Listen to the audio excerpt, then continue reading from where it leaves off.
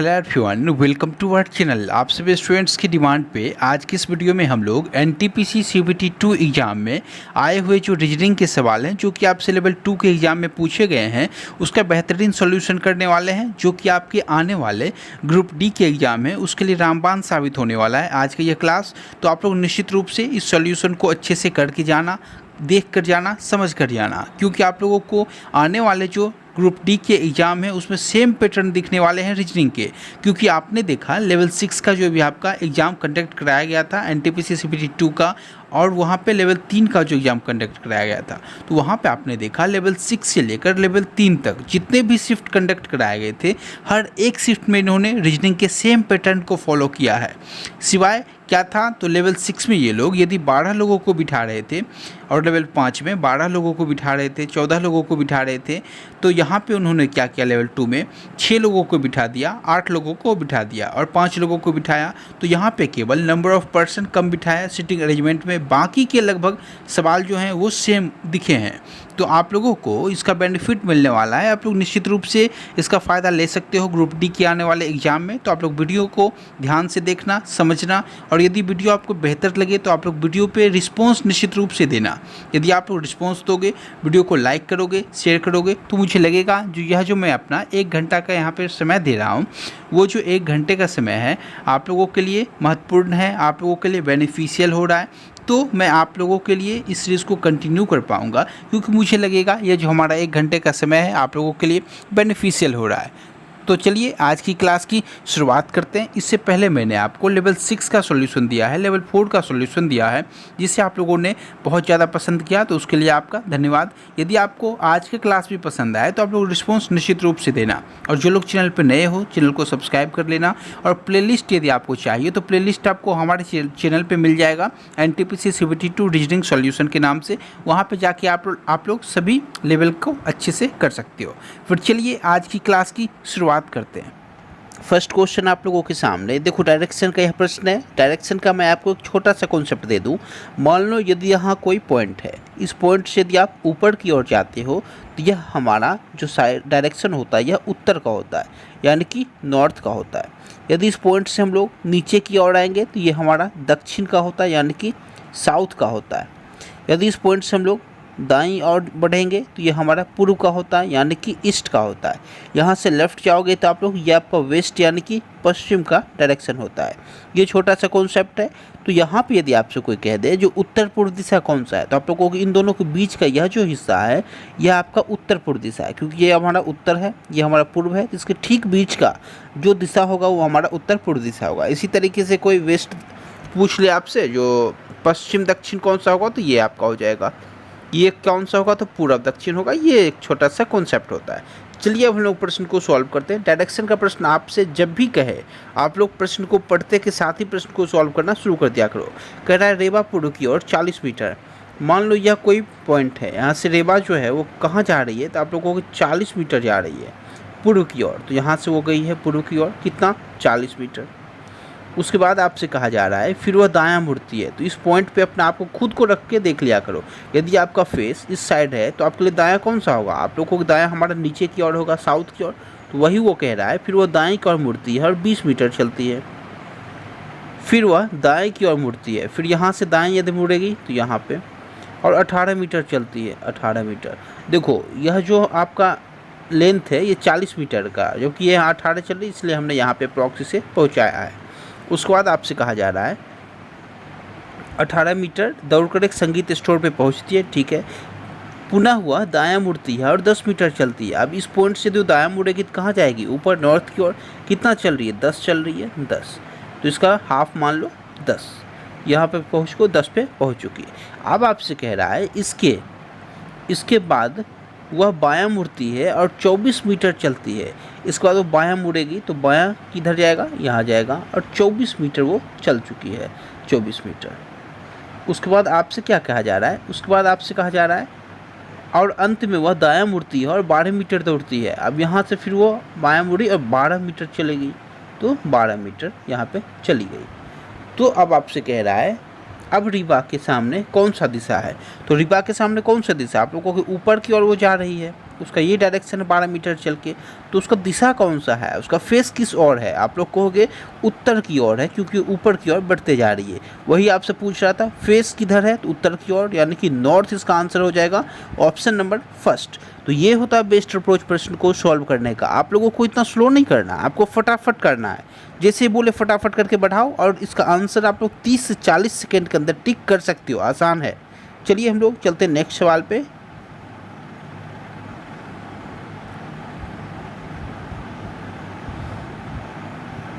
ये सभी मैथ्स के हैं। देखो ये आपसे पूछा गया था रीजनिंग का सवाल। देखो सीटिंग अरेंजमेंट का ये सवाल है। आपसे कहा जा रहा है 6 कर्मचारी STUVWX एक मीटिंग के लिए वृत्ताकार मेज के परितः केंद्र की ओर मुख करके बैठे हुए हैं। उस बात कह रहा है TX और U दोनों के ठीक बगल में बैठा है। उसके बाद आपसे कह रहा है SW और V दोनों के ठीक बगल में बैठा है। XV के बाईं और ठीक बगल में बैठा है। XS के बीच कौन बैठा है? देखो समझना प्रश्न को। कह रहा है 6 कर्मचारी हैं, एक वृत्ताकार, अब वृत्ताकार मेज यानी कि सर्कुलर मेज है। हमने यहाँ पे सर्कुलर मेज बनाया। कितने लोग हैं? 6 लोग। तो 1 2 3 4 5 6, ठीक है। चलिए अब आपसे कह रहा है जो TXU दोनों के ठीक बगल में बैठा है, ठीक है। आगे पढ़ेंगे। आपको जहाँ से एक हिंट मिल जाए, जहाँ से हमें कंफर्म हो जाए एक सीट किसी का, वहाँ से हम लोग सॉल्व करना शुरू करेंगे। SWV दोनों के ठीक बगल में बैठा है, ठीक है। यह कह रहा है XV के बाईं और ठीक बगल में बैठा है। तो हमें यहाँ पे एक हिंट मिल रहा है जो X जो है V के बाईं और ठीक बगल में। यदि हम लोग यहाँ पे V मानते हैं, सबका जो फेस है वो सेंटर की ओर है, ठीक है। यदि फेस सेंटर की ओर होता है तो मैं आपको ऑलरेडी बता चुका हूँ, तो किसी पर्सन का राइट यह डायरेक्शन होता है, लेफ़्ट यह डायरेक्शन होता है। वहाँ अपने आप को आप रख के देख लिया करो, आसान हो जाता है। X V के बाईं और ठीक बगल में है। V यदि यहाँ है तो X कहाँ हो जाएगा? बाईं और ठीक बगल में, तो X हमारा यहाँ हो गया, ठीक है। चलिए उसके बाद X हमारा यहाँ हुआ, V हमारा यहाँ हुआ। उसके बाद आगे क्या कह रहा है आपसे? S और X के ठीक बगल में कौन बैठा है? उससे पहले हमें 2 हिंट दिया गया है। कौन सा हिंट है? SW और V दोनों के ठीक बगल में बैठा है, जबकि X और U दोनों के ठीक बगल में बैठा है। देखो X U के, ये हमारा X रहा, ये V रहा, तो U तो इधर आने से रहा, तो U कहाँ जाएगा? यदि हम लोग U को यहाँ पे रखते हैं तो दोनों के ठीक बीच में कौन है? आप लोग कहोगे T जो है, X U दोनों के ठीक बगल में। X का भी कॉमन हो, U का भी कॉमन हो, तो कौन सा T है? तो T बिल्कुल ठीक बीच में आएगा। उसके बाद कुछ और भी हिंट है हमारे सामने। क्या कह रहा है? SW और V दोनों के ठीक बगल में बैठा है।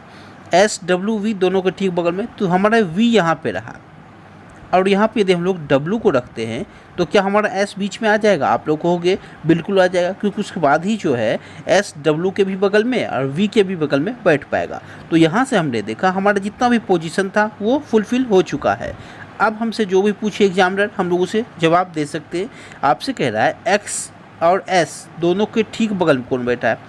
S हमारा यहाँ रहा, X हमारा यहाँ रहा, तो दोनों के ठीक बगल में, तो यानी कि दोनों के बीच कौन सा आ जाएगा? तो आप लोगों को V आ जाएगा, तभी तो V X के भी बगल में बैठ पाएगा और S की भी बगल में। तो हमारा आंसर क्या होगा?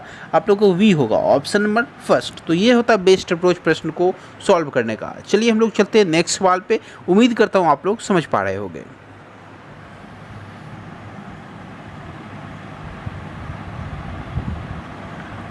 देखो आपसे एक यह भी प्रश्न पूछा गया था। आपसे कह रहा है यह सीरीज का प्रश्न है, क्वेश्चन मार्क के स्थान पे क्या आना है यह आपको बताना है। 1 1 2 2 5 4 26 8 677। तो यहाँ पे आप लोग यदि ध्यान से देखोगे तो देखो, यदि हम लोग अल्टरनेट चेक करें, 1 से 2 हो जा रहा है, 2 से 5 हो जा रहा है, 5 से कितना हो जा रहा है? 26 हो जा रहा है, 26 से 677 हो जा रहा है। जबकि यहाँ यदि हम अल्टरनेट देखें तो हमारा क्या हो जाएगा? 1 से 2 हो रहा है, 2 से 4 हो रहा है, 4 से 8 हो रहा है, तो 8 से क्या हो जाएगा? 16 हो जाएगा। तो यहाँ पे आपने देखा एक तो पैटर्न जो चल रहा था हमारा अल्टरनेट में, एक डबल होने का, यानी कि 1 से 2 हो जा रहा है, 2 से 4, 4 से 8, 8 से 16 हो जाएगा इसके अकॉर्डिंग आंसर। और दूसरा जो हमारा पैटर्न चल रहा था वो 1 से 2 हो रहा था, फिर 2 से 5 हो रहा था, यानी कि स्क्वायर प्लस 1 का कॉन्सेप्ट चल रहा था। लेकिन हमें जो ज़रूरत थी वो किसकी ज़रूरत थी, तो आप लोग को होगा डबल वाले कॉन्सेप्ट का।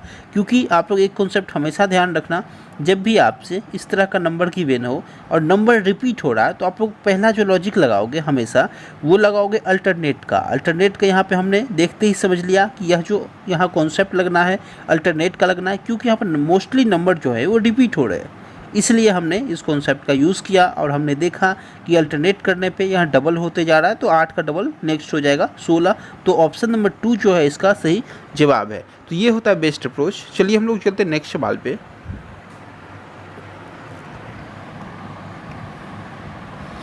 देखो एक प्रश्न और भी आपसे पूछा गया था, सिलॉक का यह प्रश्न है, आपसे कह रहा है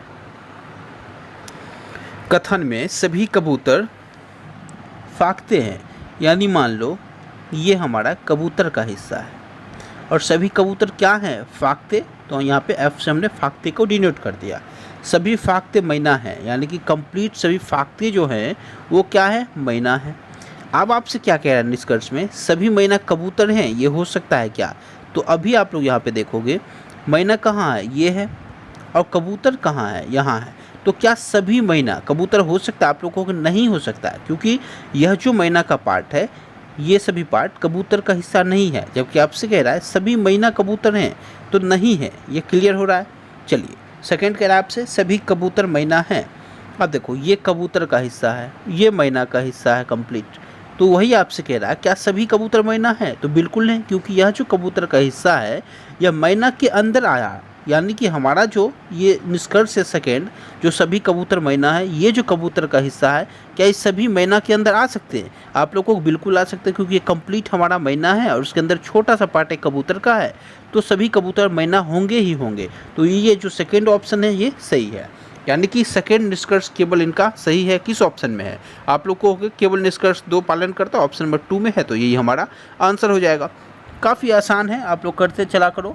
जहाँ भी आपको परेशानी आए आप लोग कमेंट कर सकते हो, काफ़ी आसान सा कॉन्सेप्ट है, आप लोगों के द्वारा ही रिक्वेस्ट किया गया तो मैं इसे सॉल्व करा रहा हूँ, क्योंकि ग्रुप डी एग्ज़ाम में आप लोगों के लिए काफ़ी बेनिफिशियल होने वाला है।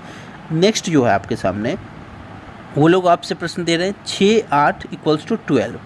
अब यहाँ पे जो है आपको किसी ना किसी रूप में रिलेशन ढूंढना होता है 6 8 12 के बीच, 9 8 18 के बीच, और उसी तरीके से आप लोग यहाँ पे भी ढूंढ सकते हो। तो आप लोग यदि ध्यान से देखोगे तो 6 8 और 12 के बीच क्या रिलेशन होगा, तो आप लोग कहोगे यदि हम लोग यहाँ पे 6 है और यहाँ पे 9 6 15 हो नहीं सकता, 6 + 8 14 -2 17 -2 नहीं हो सकता, हाँ, यानी कि हमारा 2-3 लॉजिक फेल हो चुका है। तो अब हम लोग क्या करेंगे, समझना ध्यान से। नंबर जो है ये छोटा छोटा नंबर है, यह भी नंबर जो इसका रिजल्ट आ रहा है वो भी छोटा ही नंबर आ रहा है, यानी कि यहाँ मल्टीप्लिकेशन या तो मल्टीप्लिकेशन के साथ डिवाइड का रूल लगेगा या फिर ऐड और सब्सट्रैक्शन का यहाँ पे कॉन्सेप्ट है। 2 ही कॉन्सेप्ट इसमें काम करता है जहाँ नंबर छोटे छोटे हो। तो आप लोग ध्यान से समझना, 6 है 8 है, यदि हम लोग 6 को डिवाइड कर देते हैं यहाँ पे 8 से, मल्टीप्लाई कर देते हैं 8 से, तो क्या हो जाएगा 6 × 8 48 और भागा 4 कितना हो जाएगा 12 हो जाएगा, ये तो सेटिस्फाई कर रहा है। नेक्स्ट देखेंगे 9 × 8 कितना हो रहा है 9 × 72 72 भागा 4 18 बिल्कुल सेटिस्फाई कर रहा है। यानी कि हमारा जो यहाँ पे लॉजिक काम कर रहा है वो क्या कर रहा है, तो देखो 6 8 को इन्होंने 12 किस रूप में लिखा, तो आप लोग को 6 × 8 कर दिया और डिवाइड बाय 4 कर दिया, तो हमारा 12 आ गया। तो उसी तरीके से यहाँ पे इन्होंने 9 × 8 डिवाइड 4 बराबर 18 लिख दिया। तो हमारा जो आंसर बनेगा वो क्या बनेगा, तो इस इक्वेशन में हम लोग उस कॉन्सेप्ट को पुट कर देंगे, तो 6 × 10 डिवाइड बाय 4 ही हमारा आंसर होगा। तो देखो आप लोग 10 × 6 60 60/4 यानी कि 15 आना चाहिए। ऑप्शन में है क्या, आप लोग देखोगे ऑप्शन नंबर फर्स्ट जो है उसमें 15 है, तो वही हमारा आंसर हो गया। देखो मैं इसे सेकेंडों में भी सॉल्व करा सकता था, लेकिन मैं एक स्टूडेंट की भांति आप लोगों को समझा रहा हूँ, ताकि एग्जामिनर आपसे जब भी एग्जाम में सवाल पुट करे तो आप लोग इस कॉन्सेप्ट की भांति यूज़ कर सको। क्योंकि वहाँ पे देखोगे आप लोग यदि रट के जाओगे फंसोगे, आपका कॉन्सेप्ट क्लियर होना चाहिए। यदि छोटे छोटे नंबर हैं और रिजल्ट भी छोटे नंबर के रूप में ही आ रहा है, तो हमारा जो लॉजिक काम करता है वो 2 लॉजिक काम करता है, वो एडिशन सब्सट्रैक्शन का करता है या तो फिर मल्टीप्लिकेशन और डिवाइड का करता है। तो यहाँ से हमने देखा हमारा जो लॉजिक काम कर रहा था वो मल्टीप्लिकेशन और डिवाइड का, पहले दूसरे को मल्टीप्लाई किया हमने, फिर किसी नंबर से डिवाइड करके लास्ट नंबर को लेकर आ गया। तो ये कॉन्सेप्ट होता है, ये तरीका होता है। मेरा एक ही मोटिव है कि आप लोग सही रूप से कॉन्सेप्ट को पा सको। फिर चलिए हम लोग चलते हैं नेक्स्ट सवाल पे।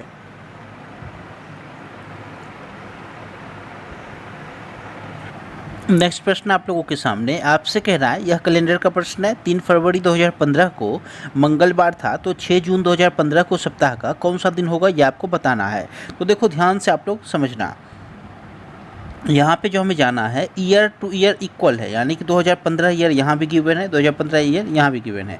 आप लोग एक छोटा सा कॉन्सेप्ट ध्यान रखना, 2015 जो है वो लीप ईयर है या फिर ऑड ईयर है, ये आपको चेक करना होता है। तो देखो 4 से यदि ये डिवाइड हो जाए पूर्ण तो हमारा यह लीप ईयर होता है, 4 से यदि डिवाइड नहीं हो पाए तो ये हमारा ऑड ईयर होता है। तो यहाँ पे आप लोग देखोगे 2015 4 से नहीं कट रहा है, तो ये हमारा यहाँ पे ऑड ईयर हो गया।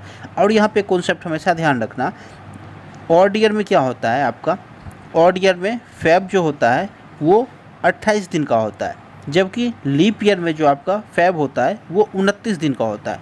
यानी कि फेब जो है वो 29 दिन का कब होगा, जब लीप ईयर होगा। ऑड डे यदि ऑड ईयर होगा तो हमारा जो फेब है वो 28 दिन का होगा। ये छोटा सा कॉन्सेप्ट जो आप लोग ध्यान रखना। अब यहाँ पे आप लोग देखोगे 2015 क्या है, ऑड ईयर है, तो हमारा ये लीप ईयर है नहीं, तो फेब कितने दिनों का होगा। आप लोग कहोगे फेब हमारा जो है वो कुल मिलाकर 28 दिनों का होगा, क्योंकि ये हमारा ऑड ईयर है। तो अब आप लोग ध्यान से समझना, 3 फरवरी से लेकर कह रहा है, यानी कि 3 दिन जा चुका है फेब का, कितना दिन रह गया। आप लोग कहोगे टोटल यदि 28 दिन है, 3 दिन जा चुका है, तो 25 दिन हमारा फेब का रह चुका है। उसके बाद आप लोग देखोगे मार्च में कितने दिन, आप लोग कहोगे मार्च में 31 दिन होता है, तो इसमें ऑड डे कितना हो गया। आप लोग यदि 7 से डिवाइड करोगे तो 3 ऑड डे निकल के आ गया, तो यहाँ से 3 ऑड डे हो गया मार्च का। फिर अप्रैल का कितना, आप लोग कहोगे 2 ऑड डे, क्योंकि उसमें अप्रैल में 30 दिन होगा, तो 7 से डिवाइड करोगे तो 2 ऑड डे आएगा। फिर अप्रैल मई कितने दिनों का, 3 ऑड डे। उसके बाद जून, तो हम लोग जून यहाँ पे नहीं लेंगे, क्योंकि हमारा जून जो है यहाँ पे कहा जा रहा है जून का हमें केवल 6 दिन लेना है, इसलिए हम लोग जून का केवल 6 दिन लेंगे, जून में ऑड डे नहीं निकालेंगे। तो हम लोग यहाँ से देखेंगे कुल मिलाकर हमारा जो डेज आ रहा है वो कितना आ रहा है। आप लोग को 5 दिन 8 तो 10 दिन 13 6 19 आ रहा है, तो 19 का 9 हासिल 1 और 2 1 3, तो 39 आ गया आपका। तो 39 टोटल डेज निकल के आ गया। तो इसमें हम लोग फाइंड करेंगे ऑड डे कितना आ रहा है। तो 39 को यदि हम लोग 7 से डिवाइड करेंगे तो 7 × 5 = 35, तो 4 हमारा ऑड डे यहाँ से निकल के आ चुका है। तो यदि 3 फरवरी 2015 को मंगलवार था, तो हमारा जो 6 जून को दिन होगा वो कितना होगा। आप लोगों को 4 दिन यदि हम लोग ऐड कर देंगे, ऑड डे जितना भी आए उसे ऐड कर देंगे, वही हमारा आंसर होता है। तो देखो मंगलवार था, तो बुधवार, बृहस्पतिवार, शुक्रवार, शनिवार, यदि उसमें हम लोग 4 डे ऐड करते हैं तो हमारा शनिवार बनता है। तो ऑप्शन नंबर 4 इस प्रश्न का सही जवाब है। चलिए चलते हैं नेक्स्ट सवाल पे। नेक्स्ट प्रश्न आप लोगों के सामने, यह सिटिंग अरेंजमेंट का प्रश्न है, आपसे पूछा गया था। देखो एक कॉन्सेप्ट आप लोग हमेशा याद रखना, जब भी कोई पर्सन किसी भी पंक्ति में उत्तर की ओर मुख करके बैठे, तो उसका जो यानी कि उत्तर यानी कि नॉर्थ की ओर मुख करके बैठे, तो उसका जो राइट साइड होगा वो यहाँ पे होगा और लेफ्ट साइड उसका यहाँ पे होता है। एक छोटा सा कॉन्सेप्ट है, आप लोग हमेशा ध्यान रखना। जबकि कोई यदि साउथ फेस करके बैठे तो उसका पलट जाएगा, साउथ के लिए राइट ये हो जाएगा और लेफ्ट ये हो जाएगा। तो ये छोटा सा कॉन्सेप्ट आप लोग ध्यान रखना। अब हम लोग प्रश्न को सॉल्व कर लेते। कह रहा है 6 मित्र हैं ABCDEF उत्तर की ओर मुख करके बेंच पे बैठे हुए। मान लो ये कोई बेंच है जहाँ पे 6 मित्र बैठे हुए हैं। 6 मित्र कौन कौन से हैं, तो आप लोगों के 1 2 3 4 5 6। अब 6 मित्र में क्या कह रहा है, हमें हिंट जो गिवन है, आप लोग आगे पढ़ोगे, AC के दाईं ओर दूसरे स्थान पे बैठा है, जो D के ठीक बगल में बैठा है। आगे आप लोग पढ़ोगे, यहाँ पे हमें हिंट गिवन है B किस बेंच के किसी एक सिरे पे बैठा है। मान लो B को हमने यहाँ पे बिठाया फर्स्ट केस में, सेकेंड केस में हमने B को यहाँ पे बिठाया। केस 1 आपका ऊपर है, केस 2 आपका नीचे है। आप ध्यान रखना, आगे चलकर हमें जो भी केस सही लगे उससे सही मानेंगे, बाकी को गलत कर देंगे। आप लोग चाहो तो दूसरा फिगर भी बना सकते हो, 2 फिगर लेकर चल सकते हो। मैं यहाँ पे एक ही फिगर में आपको समझा दे रहा हूँ। कह रहा है AC के दाईं ओर दूसरे स्थान पे बैठा है। उसके बाद यहाँ कह रहा है B बेंच के किसी एक सिरे पे बैठा है। F जो है वो केवल D और B के ठीक बगल में बैठा है। F, D और B, यदि हम लोग यहाँ पर D बना देंगे तो F कहाँ आ जाएगा, दोनों के ठीक बगल में, तो F आ जाएगा। तो ये हमारा सेटिस्फाई कर रहा है यहाँ पे। नेक्स्ट पढ़ेंगे, जो डी के ठीक बगल में बैठा है, जो किसके लिए यूज हुआ है, तो आप लोग को जो ठीक पहले वाले संख्या के लिए, तो ठीक पहले वाला कौन है, सी है, यानी कि सी जो डी के ठीक बगल में बैठा है। अब सी जो है डी के ठीक बगल में, तो हमने यहाँ पे बिठा दिया सी को। उसके बाद आगे आपसे कह रहा है ई ए के बाईं ओर ठीक बगल में बैठा है, ई ए के बाईं ओर ठीक बगल में, ठीक है चलिए। उसके बाद आगे हम लोग पढ़ लेते हैं। आगे आपसे कह रहा है जो ई जो है ए के ठीक बगल में और ए सी के दाईं और दूसरे स्थान पर बैठा है। यदि सी हमारा यहाँ पे है तो आगे दाईं और दूसरे स्थान पर कौन बैठ रहा है, तो आप लोग कहोगे ए बैठ रहा है। तो ए का जो पोजीशन है वो यहाँ पे फिक्स हो गया। और एक और आपके सामने पंक्ति गिवन है, ई जो है ए के बाएं और ठीक बगल में, तो यह जो पोजीशन है वो ई का पोजीशन हो गया। तो यह जो हमारा नीचे वाला केस है ये बिल्कुल सेटिस्फाई कर रहा है। तो हमने यहाँ से देखा हर एक पर्सन का जो पोजीशन है वो फिक्स हो चुका है। अब हमसे जो भी एग्जामिनर पूछ ले हम उसे बता देंगे। आपसे कह रहा है तो निम्नलिखित में से कौन दूसरे सिरे पर बैठा है। देखो पहले सिरे पर तो बी बैठ गया, दूसरे पर हमारा ए बैठ गया, यही हमसे पूछ रहा था। इसका सही जवाब है ऑप्शन नंबर 2, ए जो है इस प्रश्न का राइट आंसर है। ये होता है बेस्ट अप्रोच प्रश्न को सॉल्व करने का। चलिए हम लोग चलते हैं नेक्स्ट सवाल पे। देखो नेक्स्ट सवाल आप लोगों के सामने आपसे कह रहा है, यह जो आपके सामने सीरीज गिवन है आप लोगों को इसे कंप्लीट करना है और क्वेश्चन मार्क के स्थान पे क्या आएगा ये आपको बताना है। तो देखो सी से क्या कर रहा है ये लोग, तो आप लोगों को सी से ई पे जा रहा है। सी का पोजीशन 3 का, ई का 5 का, कितना हो रहा है +2 कर रहा है। ई का 5 का, जी का 7 का +2, जी का 7 का, आई का 9 का +2, तो आगे भी +2 हो जाएगा।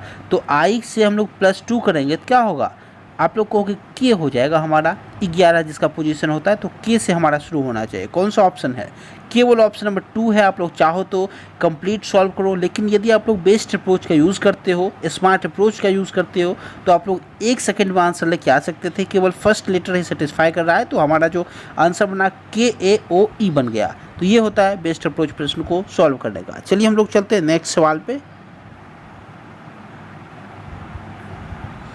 देखो एक और प्रश्न आप लोगों से पूछा गया था। यह जो प्रश्न है आपसे कैलेंडर का प्रश्न पूछा गया था। 19 जुलाई 2019 को शुक्रवार था, तो 21 सितंबर 2019 को कौन सा दिन होगा। देखो यहाँ भी जो ईयर है वो सेम है 2019 से 2019, और यहाँ पे हमें ऑड ईयर चेक करने की ज़रूरत नहीं पड़ेगी। क्यों, क्योंकि ये लोग जुलाई से काउंट कर रहे हैं। यदि ये लोग फेब से काउंट करते तो हमें ऑड डे चेक करना होता, क्योंकि उसमें फेब 29 दिन का भी हो सकता था। लेकिन यहाँ पे ये लोग जुलाई से ही काउंट करें तो हमें ऑड डे की ज़रूरत नहीं है इसमें, या फिर लीप ईयर है नहीं है चेक करने की आवश्यकता नहीं है। चलिए अब हम लोग सॉल्व कर लेते हैं इसे। देखो जुलाई में कितना दिन, आप लोग को जुलाई में 31 दिन होता है। 31 दिन में ये लोग क्या कर रहे हैं, 19 दिन तो वैसे ही जा रहा है क्योंकि 19 जुलाई से काउंट कर रहे हैं। तो आप लोग देखो 19 जुलाई को ये लोग हमें डेट बता रहे हैं, तो हम लोग जो इसमें काउंट करेंगे डे कितने रिमेनिंग रह गए जुलाई में। आप लोग को 31 दिन होता है, उसमें 19 दिन ऑलरेडी काउंट कर चुके, तो हम लोग माइनस कर देंगे। 11 में से 9 गया तो 2 और 1, तो हमारा जो ऑड डे आया है यहाँ पे टोटल 12 आ गया है जुलाई में। अब हम लोग अगस्त में देखेंगे, अगस्त 31 दिन का, तो ऑड डे 3 हो गया। सितंबर 30 दिन का, लेकिन हम लोग सितंबर को काउंट नहीं करेंगे क्योंकि ऑलरेडी यहाँ पे सितंबर का 21 दिन हमें गिवन है, तो यहाँ पे हमने 21 दिन सितंबर का ले लिया। तो टोटल जो डेज बन रहा है वो कितना बन रहा है, तो 3 2 5 1 6 2 1 3 36 बन रहा है। तो यहाँ पे हम देखेंगे 36 में कितने ऑड डे, आप लोगों को 36 को हमें 7 से डिवाइड करना होगा, तो केवल एक ऑड डे निकल के आ रहा है क्योंकि 35 तक तो वैसे ही कट जा रहा है, तो एक ऑड डे है। तो हमारा जो डेज होगा वो शुक्रवार से 1 बढ़ जाएगा। यदि यहाँ पे 2 आ जाता, 3 आ जाता ऑड डे, तो हमारा 3 से बढ़ता, 2 से बढ़ता, लेकिन यहाँ पे केवल एक ऑड डे आ रहा है, तो हमारा जो डेज है वो 1 दिन से बढ़ेगा। तो शुक्रवार से ये 1 बढ़ के शनिवार हो जाएगा। किस ऑप्शन में है, ऑप्शन नंबर 3 में है। तो ये होता है बेस्ट अप्रोच। इसका जो सही जवाब है शनिवार यानी कि सैटरडे। चलिए हम लोग चलते हैं नेक्स्ट सवाल पे।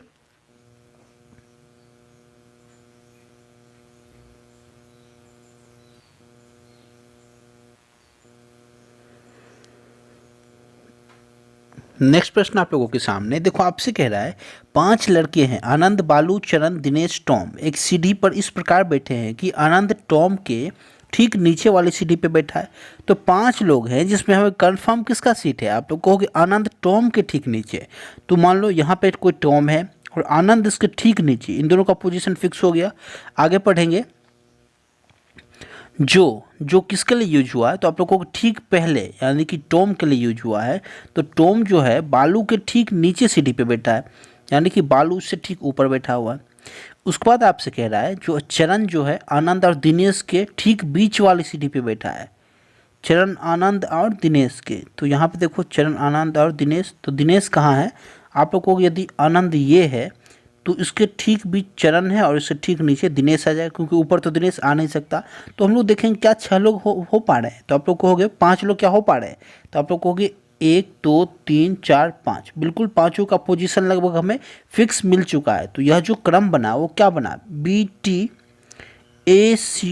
बन गया। तो इसी क्रम में पर्सन जो है वो बैठे हुए हैं। तो अब आपसे वो जो कुछ भी पूछे आप लोग उसका आंसर दे के आ सकते हो। आपसे वो कह रहा है टीम टॉम और चरण के ठीक बीच वाली सीढ़ी पे कौन बैठा है, तो यहाँ पे टॉम हो गया, चरण यहाँ पे हो गया, तो बीच वाले सीढ़ी पे जो बैठा है वो आनंद बैठा है। तो किस ऑप्शन में है, तो आप लोग को होगा ऑप्शन नंबर 3 में है आनंद। तो यही इसका सही जवाब है। देखो आपसे निर्धारित नहीं किया जा सकता, भी ऑप्शन दिया हुआ था, आप लोगों को सतर्क रह के प्रश्न को ध्यानपूर्वक सॉल्व करना था। इसका सही जवाब है आनंद, ऑप्शन नंबर 3। चलिए हम लोग चलते हैं नेक्स्ट सवाल पे। नेक्स्ट प्रश्न आप लोगों के सामने आपसे कह रहा है गणितीय चिन्हों के उस सही संयोजन का चयन कीजिए जिन्हें क्रमिक रूप से समीकरण में पुट करने पे जो समीकरण है वो संतुलित हो जाएगा। देखो यह आपका इक्वेशन है, इसमें आप लोगों को इन सभी साइन में पुट करना है जो कि सेटिस्फाई कर जाए इस इक्वेशन को। तो देखो आपसे जब भी इस तरह का सवाल पूछे साइन पुट करने वाला या फिर साइन इंटरचेंज करने वाला, आप लोग हमेशा ऑप्शन सी को फर्स्ट चेक किया करो, फिर ऑप्शन डी को चेक किया करो। 99 केसेस में या तो सी होते हैं या फिर डी होते हैं। उसके बाद सेकंड जो हमारा कॉन्सेप्ट कहता है आप लोगों को जो चेक करना है, आप लोगों को डिवाइड साइन को चेक करना है। डिवाइड साइन हमेशा उस नंबर को चेक करना जो कि एग्जैक्ट डिवाइड कर दे। तो देखो यदि हम लोग फर्स्ट ऑप्शन में देखते हैं, जो यदि डिवाइड यहाँ पे फर्स्ट पुट है तो 25 को यदि हम लोग 15 से डिवाइड करते हैं, क्या एग्जैक्टली काट रहा है, नहीं काट रहा है। जब नहीं काट रहा है और हमारा आंसर यहाँ पे मान लो इक्वल्स टू के बाद 21 आ रहा है, तो ये हमारा परफेक्ट नंबर है, पॉइंट में नहीं है, तो ये हमारा ऑप्शन नहीं हो सकता। ऑप्शन यहाँ पे देखो लास्ट वन को चेक कर लो आप, 4 को, या उससे पहले चाहो तो आप लोग यहाँ पे चेक कर लो 2 को भी, सिम वही कॉन्सेप्ट, डिवाइड को चेक करो कहाँ पे डिवाइड है, तो यहाँ पे यदि 16 को हम लोग डिवाइड करते हैं 21 से तो पॉइंट में आ जाएगा, और यहाँ पे नंबर पॉइंट में आ नहीं सकता, ये भी ऑप्शन हमारा गलत है। थर्ड वन को चेक कर लो, फोर्थ वन को, तो हम लोग फोर्थ वन को ही चेक करेंगे डायरेक्ट। आप लोग इसी अप्रोच का यूज़ करके कर सकते हो। देखो फोर्थ वन यदि हम लोग पुट करते हैं तो क्या है, 25 से हमारा प्लस 15 है, डिवाइड बाय 5 है, इंटू 4 है, माइनस 16 है। यह जो है 21 के बराबर हमारा आना चाहिए। तो क्या आ रहा है, आप लोग कहोगे यहाँ हम लोग डिवाइड पे चेक करेंगे, एग्जैक्टली काट रहा है, तो ये हमारा ये ऑप्शन तो बिल्कुल हो सकता है। आप इस तरीके से चेक कर सकते हो। तो देखो 15 को हमने 5 से डिवाइड किया, 3 आ गया हमारा, और इस 3 को यदि हम लोग इस 4 से मल्टीप्लाई करते हैं तो बोडमास का रूल आपने पढ़ा होगा, पहले क्या होता है, पहले ऑफ का क्रिया करोगे, उसके बाद डिवाइड का करोगे, उसके बाद मल्टीप्लिकेशन का करोगे। ये छोटा सा कॉन्सेप्ट है, ध्यान रखना आप लोग। देखो 3 गुने 4 यानी कि 12 हो गया, और 25 में यदि हम लोग इस 12 को ऐड कर देते कितना हो जाएगा, 37 हो जाएगा। तो हमारा यहाँ पे कितना मिल गया, 37, और यहाँ पे इस -16 करेंगे तो -16 क्या 21 के बराबर है, बिल्कुल आ रहा है। तो हमारा यह जो ऑप्शन है बिल्कुल सेटिस्फाई कर रहा है, इक्वल्स टू 21। तो ये होता है बेस्ट अप्रोच प्रश्न को सॉल्व करने का। जब भी आपसे एग्जामिनर इस तरह का सवाल पूछे आप लोग इस अप्रोच का यूज़ करके सेकेंडों में आंसर दे सकते हो। चलिए हम लोग चलते हैं नेक्स्ट सवाल पे। नेक्स्ट प्रश्न आप लोगों के सामने आपसे कह रहा है उस अक्षांरिक समूह का पहचान कीजिए जो निम्नलिखित श्रृंखला से संबंधित नहीं है। अब नहीं है को आपको ध्यान से एग्जाम में देखना था, उसके बाद प्रश्न को सेकेंडों में सॉल्व करना था।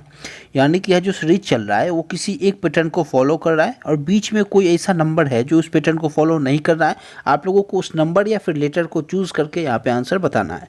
तो देखो आप लोग यदि हम लोग नंबर को चेक करें तो एन से क्या हो रहा है, पी हो जा रहा है, यानी कि 14 से 16 +2, पी से आर +2 +2 +2, यानी कि ये जो +2 का पैटर्न है बिल्कुल चलता आ रहा है। और सेकंड यदि हम लोग नंबर में चेक करें तो नंबर 3 से 6 हो रहा है +3, 6 से 9 +3 +3 +3। तो नंबर और फर्स्ट लेटर बिल्कुल सही चल रहा है, यानी कि हमारा जो बीच का लेटर है वो किसी न किसी रूप में गलत कहीं ना कहीं पैटर्न को फॉलो कर रहा होगा। देखो जी से जे जा रहा है, क्या हो रहा है, +3, जे से एम जा रहा है, +3 हो गया। फिर m से q जा रहा है, तो यहाँ पे q का पोजीशन देखो 17 होता है आपका, m का 13, यानी कि यहाँ पे +4 कर दिया इन्होंने।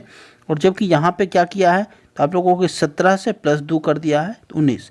यानी कि यहाँ जो पैटर्न है हमारा वो यहाँ आके गलत हो जा रहा है। कहाँ पे, आप लोगों के TQ12 में आके। क्यों? क्योंकि m से यदि हम लोग +3 करते तो यहाँ पे क्या होता, 16 होता, p होता, फिर +3 करते तो हमारा s होता। तो यहाँ पे जो पैटर्न है वो यहाँ पे गलत हो जा रहा है TQ12 में। यहाँ जो होना था TP12 होना था, वही आपसे पूछ रहा है जो गलत कौन सा है या संबंधित नहीं है। तो यही हमारा जो ऑप्शन है, ऑप्शन नंबर 3, यह संबंधित नहीं है, ये आपका सही जवाब है। चलिए चलते हैं नेक्स्ट सवाल पे। काफ़ी आसान से सवाल है। नेक्स्ट प्रश्न आप लोगों के सामने आपसे कह रहा है, काफ़ी इजी सा प्रश्न है। आपसे कह रहा है यदि आप लोगों को जब भी इस तरह का प्रश्न आपसे एग्जामिनर पूछे आप लोगों से, आप लोग क्या करो, जो भी गिवन है उसे लिख दो। इतना का अर्थ माइनस है, कहीं भी पेज पे लिख लिया करो। इससे आसानी से आप लोग सॉल्व कर सकते हो, गलतियां भी नहीं करोगे। ये हमारा बेस्ट अप्रोच होता है प्रश्न को सॉल्व करने का। देखो जो भी हमें गिवन था यहाँ हमने लिख डाला। यहाँ तो आपको छोटा 3-4 ही लेटर गिवन है, सिंबल गिवन है। कई सारे प्रश्न क्या होते हैं 6-6 दे देते हैं, तो आप लोगों को इस तरीके से लिख लेना है, उसके बाद सॉल्व करना है। अब क्या करा है, 37 है। अब यहाँ पे ग्रेटर देन का कहाँ साइन है, यहाँ इसका मतलब क्या है, प्लस है। 165 है। डॉलर का साइन कितना है, डॉलर का डिवाइड है, तो डिवाइड का साइन हमने दिया 3 है। लेस देन का साइन क्या है, लेस देन का माइनस है, तो -5। तो हमारा जो यहाँ से आंसर बनेगा क्या बनेगा, आप लोगों को 37 प्लस, देखो 3 से डिवाइड करो, 3 5 15, 3 5 15, 55 बार में जा रहा है, -5। तो क्या आंसर बन गया, आप लोग कहोगे 55 में से 5 गया तो 50, और 50 और 37 87 बन गया, 87। किस ऑप्शन में है, तो आप लोगों को ऑप्शन नंबर 3 में 87 है। तो यही हमारा यहाँ से बेस्ट अप्रोच है सॉल्व करने का, हमारा आंसर है 87। चलिए चलते हैं नेक्स्ट सवाल पे हम लोग। देखो यह आपसे एक प्रश्न पूछा गया था, बहुत सारे स्टूडेंट इसमें कंफ्यूज होके इसे छोड़ दिए थे, लेकिन आप लोग देखोगे काफ़ी आसान सा प्रश्न है। वो लोग कंफ्यूज हो रहे थे एग्जाम में, बार बार सॉल्व कर रहे थे, उनका समय भी जा रहा था, लेकिन इसका आंसर वो लोग नहीं निकाल के ले पा रहे थे। लेकिन आप लोग ध्यान से समझना, काफ़ी आसान है। देखो आपसे करा 5 व्यक्ति हैं CDXYZ, प्रत्येक ने एक ही परीक्षा में अलग अलग अंक प्राप्त किया। सभी अंक केवल एक पूर्ण संख्याओं में है। डी ने सबसे कम दूसरे स्थान पर अंक प्राप्त किए। कितने, 5 लोग हैं ना, तो देखो डी जो है वो सबसे कम दूसरे, यानी कि इससे भी एक कोई कम है। उसके बाद आपसे कह रहा है, और बाकी इससे 3 लोग क्या है, ऊपर हैं, 1 2 3। अब आपसे क्या कह रहा है, आपसे कह रहा है डी ने 40 अंक प्राप्त किए थे। अब डी का जो अंक है वो 40 है, ठीक है। एक्स ने डी से अधिक अंक प्राप्त किया, किंतु 45 अंक प्राप्त करने वाले व्यक्ति से कम अंक प्राप्त किया। तो एक्स तो जो है वो डी से अधिक है, यानी कि एक्स ये है, और 45 से कम, यानी कि इससे ठीक ऊपर जो होगा वो 45 लाया होगा मार्क्स, तभी तो उससे कम है। हो सकता है 45 इसका भी हो, ये भी कंफर्म नहीं है, लेकिन इससे ऊपर वाले का 45 है और एक्स का जो 45 से कम है, ये हम लोग यहाँ से डिसाइड कर पा रहे हैं। आगे पढ़ेंगे, आगे कह रहा है किंतु 45 अंक प्राप्त करने वाले व्यक्ति से कम अंक प्राप्त किया, बिल्कुल ठीक है। 45 अंक उस परीक्षा में अधिकतम अंक नहीं थे। अब देखो 45 यदि अधिकतम नहीं है तो 45 तो यहाँ आने से रहा, क्योंकि अधिकतम 45 नहीं है, तो 45 हमारा सेकेंड लास्ट होगा, यहाँ पे 45 है। अब आगे आपसे क्या कह रहा है, सी को प्राप्त अंक एक सम संख्या है। सी को प्राप्त अंक एक सम संख्या है। मान लो यदि यहाँ पे डी है, ये एक्स का पोजीशन है, तो सी का पोजीशन क्या होगा, आप लोग कहोगे ये तो ऑड संख्या है, तो सी का पोजीशन ये आने से रहा। सी का पोजीशन या तो यहाँ आएगा या फिर यहाँ आएगा, अभी श्योर नहीं है हम लोग। सी का या तो सबसे टॉप पे आएगा या सबसे नीचे आ जाएगा। आगे पढ़ेंगे, कह रहा है सी को प्राप्त अंक न्यूनतम नहीं थे। अब यदि सी को प्राप्त अंक न्यूनतम नहीं थी, यहाँ पे तो सी आने से रहा, क्योंकि न्यूनतम नहीं था सी को, तो सी को कितना प्राप्त अंक है, मैक्सिमम है, और ये एक सम संख्या है। तो आपसे कह रहा है जो y ने z से 6 अंक कम प्राप्त किए, y ने z से 6 अंक, उसे छोड़ो, आप लोगों यहाँ पढ़ो। आपसे पूछ क्या रहा है एग्जामिनर, ये सब जो लैंग्वेज है ये सब आपको फंसाने के लिए, आपका समय खराब कराने के लिए। तो आप लोग केवल वो देखो कि आपसे क्या पूछ रहा है, क्योंकि हमें आइडिया मिल चुका है 5 लोगों का जो पोजीशन है वो किस रूप में है, क्योंकि आप लोग चाहो तो उसे भी सॉल्व कर लो। मान लो आपसे क्या कह दिया, y ने z से 6 अंक कम प्राप्त किया, तो मान लो यहाँ पे यदि z 45 पर है तो y 6 अंक कम प्राप्त कर रहा है, तो y को हमने नीचे माना कितना, 39 पे, तो बिल्कुल सेटिस्फाई कर रहा है। तो अब यहाँ पे पोजीशन सी का बच गया, तो वही आपसे कह रहा था जो सी का जो संभावित नंबर है प्राप्त अंक है वो कितना हो सकता है? तो आप लोग कहोगे 45 से तो ज़्यादा ही होगा, बिल्कुल होगा। तो किस ऑप्शन में? आप लोग को 45 से ज़्यादा 38 है नहीं, 42 है नहीं, 44 है नहीं, तो केवल एक 46 है। तो ये हमारा 46 ही इसका सही जवाब बनेगा। 46 इज़ द राइट आंसर। तो ये होता है बेस्ट अप्रोच प्रश्न को सॉल्व करने का। चलिए चलते नेक्स्ट सवाल पे। नेक्स्ट प्रश्न आप लोगों के सामने आपसे कह रहा है दिए गए विकल्प में आप लोगों को क्वेश्चन मार्क का किस स्थान पे क्या आएगा ये बताना है। देखो यह जो सीरीज है आप लोगों को इस सीरीज को समझना है और फिर आंसर को टिक करना है। देखो सबसे पहले हम लोग सिंबल यानी कि हैज़ को पकड़ते हैं। हैज़ कहाँ है? फर्स्ट वाले में देखोगे सेकेंड लास्ट पे है, थर्ड में आगे से सेकेंड है, फिर सेकेंड में आगे से सेकेंड है, फिर थर्ड में देखोगे फिर सेकेंड लास्ट है, फिर फोर्थ में क्या हो जाएगा? आगे से सेकेंड हो जाएगा। तो आगे से सेकेंड किस किस ऑप्शन में है? आप लोगों को इसमें है नहीं, इसमें है नहीं, इन दोनों में है। तो हमारा जो आंसर बनेगा या तो फर्स्ट या सेकेंड बनेगा। अब हम लोग नेक्स्ट स्टेप चेक करेंगे। देखो तीसरे में देखो एम तो सब में कॉमन है, तो फर्स्ट लेटर हमें चेक नहीं करना है। तो हम लोग क्या करेंगे? अब यहाँ पे सेकेंड लेटर चेक कर लेंगे। देखो ई से कहाँ जा रहा है? एच पे जा रहा है। ई का पोजीशन कितना? 5, एच का 8 यानी कि +3 हो रहा है। 8 से के पे जा रहा है, के का पोजीशन 11 यानी कि +3 हो रहा है। तो नेक्स्ट भी जो होगा वो +3 हो जाएगा। तो के का पोजीशन 11 +3 यानी कि 14 होगा, और 14 जो होता है एन का होता है। तो यानी कि तीसरे पोजीशन पर एन किस ऑप्शन में है? आप लोग कहो कि इन दोनों में से एन जो है केवल तीसरे पोजीशन पर सेकेंड ऑप्शन में। तो यही हमारा आंसर बना। तो आप लोग इस तरीके से एक ऑप्शन एलिमिनेट करके भी आंसर सेकेंडों में लेकर आ सकते हो।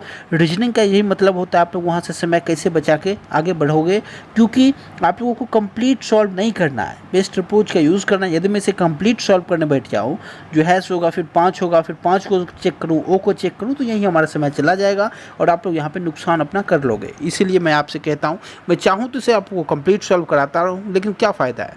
वही काम करो जिसका बेनिफिट हो, वो तरीका सीखो जिससे आप लोग सेकेंडों में आंसर को टिक कर सकते हो। नेक्स्ट प्रश्न आप लोगों के सामने ब्लड रिलेशन का ये सवाल है। यह आपसे पूछा गया था एग्जाम में। आपसे कह रहा है B's mother R has only 1 daughter, यानी कि यह बी है, इसकी मम्मी है, कौन है वो? आर है, ये फीमेल है, यहाँ से इसका जेंडर फिक्स है। आर हैज़ ओनली 1 डॉटर, यानी कि आर की केवल एक बेटी है। A is the only son of R. अब आर का जो है कोई सन कौन है? ए है। अब मान लो एक लड़का है एक लड़की है ए का, जिसमें ए जो है वो लड़का फिक्स है, तो दूसरा जो हो जाएगा वो कौन हो जाएगा? वो लड़की हो जाएगी। अब यहाँ से देखो बी's मदर कह रहा था, क्योंकि बी की मदर आर है, यानी कि आर का जो दूसरा संतान है वो कौन है?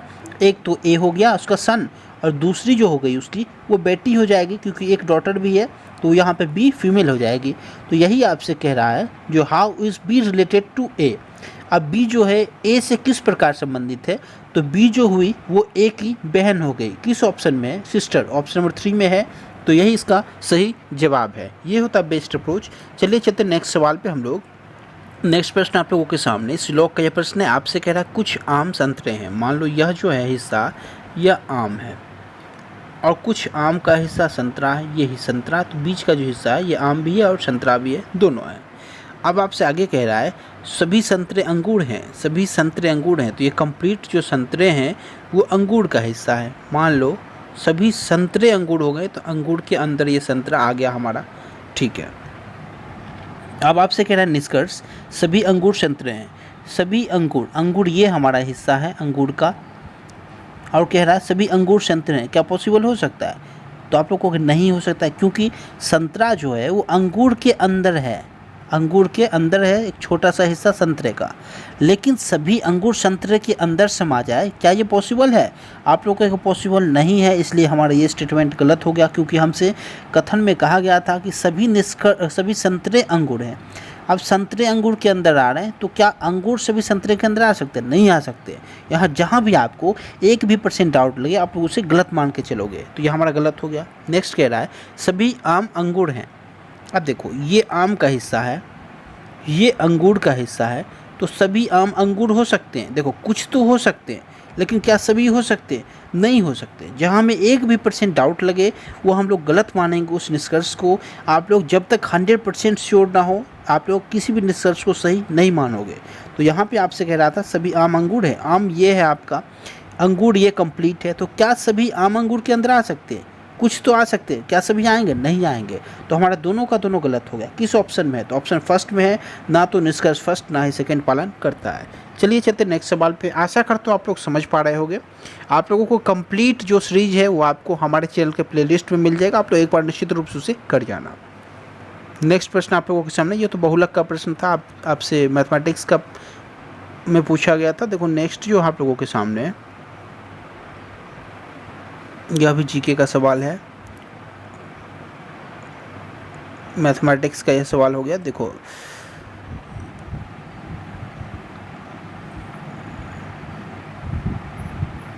नेक्स्ट देखो, यह आपसे पूछा गया था एक प्रश्न, काफ़ी आसान सा प्रश्न है, लेकिन आपसे एग्जाम में पूछ दिया गया, तो आप लोगों को सतर्क रहना होगा। आपसे आने वाले ग्रुप टी के एग्जाम में भी इस पैटर्न पे सवाल निश्चित रूप से दिखना है। देखो 3 युग्म जो हैं किसी न किसी रूप में समान है, एक डिफरेंट, आपको डिफरेंट वन को बताना है। यहाँ यदि आप लोग ध्यान से देखोगे तो नंबर जो है क्यूब में आपको दिख रहा होगा। 125 क्यूब है, 216 क्यूब है, 343 क्यूब है और 64 क्यूब है। अब उसके बाद नेक्स्ट देखोगे आप लोग 512 क्यूब है, आप लोग कहोगे बिल्कुल क्यूब है। 729 क्यूब है, बिल्कुल क्यूब है। और 343 से आगे बढ़ के 1000 कर दिया, ये भी क्यूब है। तो आप लोग यदि देखोगे तो 7 का क्यूब से ये लोग कहाँ जा रहे हैं? 10 के क्यूब पर जा रहे हैं।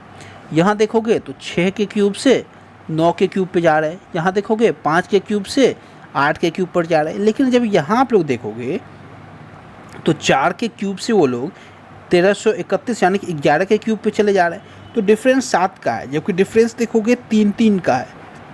तो पहला जो 3 ऑप्शन है उसमें डिफरेंस 3 का, तो वो किसी ना किसी एक रूप में समान है। जबकि फोर्थ वन में डिफरेंस 7 का डिफरेंस है, जो कि पॉसिबल नहीं है आपका। ऊपर वाले तीनों ऑप्शन में 3 का डिफरेंस है, जबकि नीचे वाले में सबसे लास्ट वन में 7 का डिफरेंस है। तो यहाँ पे ये हमारा ऑप्शन डिफरेंट वन हो गया। हमारा यही आंसर बनेगा जो आपका डिफरेंट वन हो 3 से। तो यही हमारा आंसर बना ऑप्शन नंबर 4। इस तरीके से आप लोग प्रश्नों को सॉल्व कर सकते हो। यहाँ पे आप लोगों को स्क्वायर और क्यूब याद होना चाहिए। देखो क्यूब के लिए आप लोग क्या करोगे, क्यूब 1 से 15 तक आप लोग निश्चित रूप से याद करना, और स्क्वायर 1 से 30 तक काफ़ी है। इतना भी कर लोगे तो काफ़ी है, आसान है, कर लोगे। चलिए चलते हैं नेक्स्ट सवाल पे।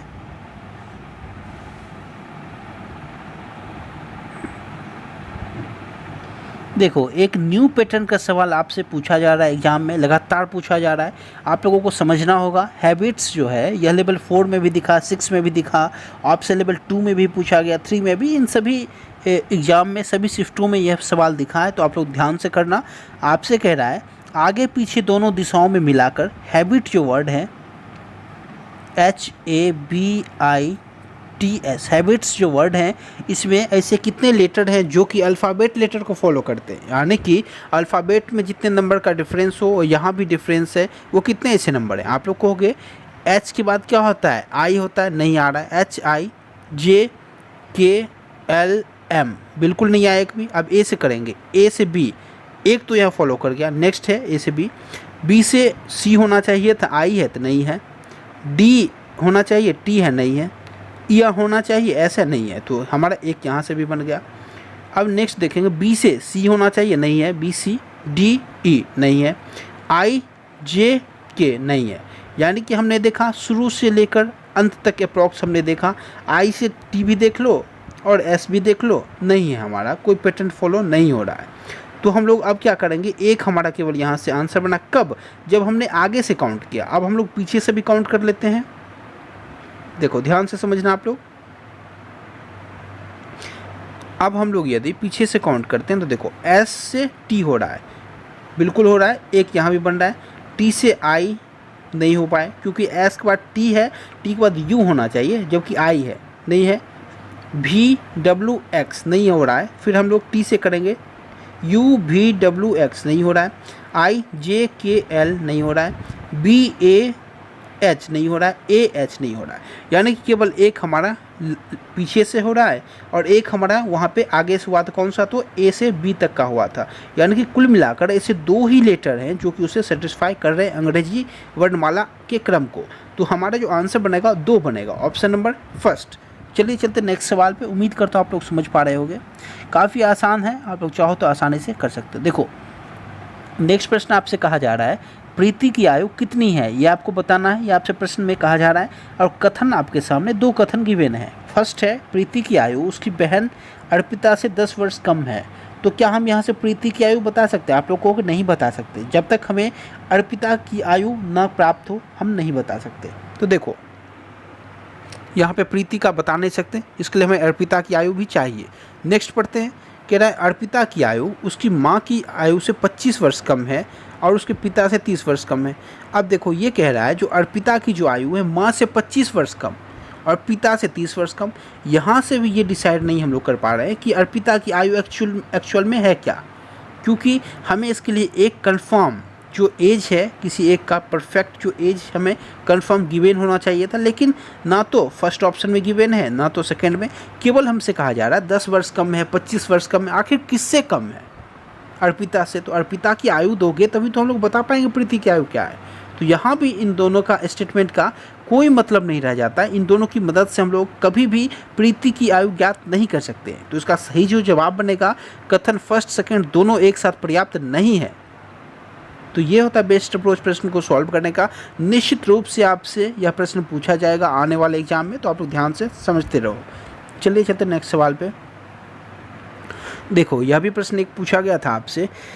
अब यह जो प्रश्न है आपको इसमें कंप्लीट प्रश्न को सॉल्व नहीं करना होता है। देखो कैसे सॉल्व करोगे, कह रहा है आपसे माय विंटेज हाउस को क्या लिखेंगे ये आपको बताना है। तो यदि हम लोग ध्यान से देखें तो आपको सबसे पहले ढूंढना है माय। माय किस में है? इसमें है। और किसी स्टेटमेंट में है क्या? आप लोग कहोगे ना तो माय इसमें है ना तो माय इसमें है, केवल माय जो है वर्ड इसमें है। तो इसका जो कोड है वो इसी में छुपा होगा और हमें उस कोड को ढूंढना है जो केवल इसी स्टेटमेंट में यूज हुआ है। क्योंकि माय नीचे है नहीं तो वो कोड भी नीचे नहीं आएगा। तो आप लोग देखोगे CO यूज हो चुका है, तो CO तो माय हो नहीं सकता। नेक्स्ट जो है वो क्या यूज हुआ है? तो आप लोग को KH यूज हो चुका है, तो KH तो हमारा हो नहीं सकता। बच क्या गया? MI। तो यहाँ से हमने देखा माई का जो कोड है वो MI है। ठीक है, चलिए ये होता है बेस्ट अप्रोच। अब हम लोग आगे सॉल्व करते हैं। यहाँ देखो ऑप्शन में देखोगे माई इसमें नहीं है, तो ये तो हमारा गलत हो गया। इसमें भी नहीं है तो ये भी गलत हो गया। तो नीचे के दोनों ऑप्शन गलत हो गए। बाकी के ऊपर दोनों ऑप्शन में MI गिवन है, तो हम लोग आगे भी सॉल्व करेंगे। अब देखो आप लोग हाउस किस में है? आप लोग कहोगे हाउस जो हमारा ना तो फर्स्ट वाले में है ना तो सेकंड वाले में है, थर्ड वाले में है केवल हमारा हाउस। तो हम लोग क्या करेंगे, हाउस के लिए उस कोड को ढूंढेंगे जो कि केवल थर्ड वन में हो। तो आप लोग कहोगे थर्ड वन में कौन सा कोड हो सकता है? हम लोग ध्यान से देखते हैं। देखो यदि हम लोग थर्ड वन में देखें तो थर्ड वन में हमें क्या ढूंढना है? तो आप लोग कहोगे हाउस के लिए हमें कोड को ढूंढना है। तो देखो यदि हम लोग NE को चेक कर ले तो NE को यदि हम लोग चेक करते हैं तो NE क्या ऊपर यूज हुआ है? आप लोग कहोगे ऊपर इसमें हो चुका है, तो NE हमारा हाउस का हो नहीं सकता। नेक्स्ट KH को यदि हम लोग चेक करें तो देखो KH हमारा ऊपर यहाँ पे हो चुका है, तो हो नहीं सकता। बच क्या गया? केवल SA बच गया। तो हमने यहाँ से फाइंड किया जो MI के साथ SA हमारा आएगा, क्योंकि MI जो है माई का कोड है, हाउस का SA है, तो MI के साथ SA किस ऑप्शन में? आप लोगों को फर्स्ट वन में SA भी है MI भी है, तो यही हमारा आंसर बन गया। क्योंकि और किसी ऑप्शन में SA और MI साथ नहीं है, तो उसका सही जवाब ऑप्शन नंबर फर्स्ट बन गया। आप लोग इस तरीके से प्रश्न को सॉल्व किया करो, सेकेंडो में आंसर लेके आ सकते हो। ऑप्शन से किया करो, एलिमिनेशन और मेथड से किया करो, काफ़ी आसानी से लेकर आ सकते हो आंसर। चलिए चलते नेक्स्ट सवाल पे। उम्मीद करता हूँ आप लोग समझ पा रहे होंगे। देखो एक प्रश्न आपसे यह भी पूछा गया था, जो आपसे प्रश्न एग्जामिनर कह रहा था जो 6 मित्र हैं अमित, विनय, राजीव, मुकुल, चेतन, डेविड एक ही इमारत के 6 अलग अलग मंजिलों पे रहते हैं।